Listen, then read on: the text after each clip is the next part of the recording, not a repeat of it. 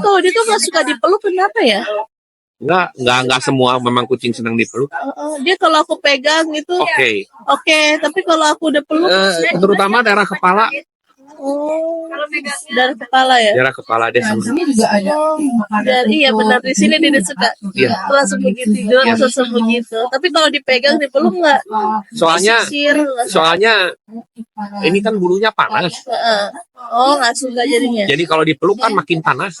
Makanya kata dibilang senangnya di bawah AC ini.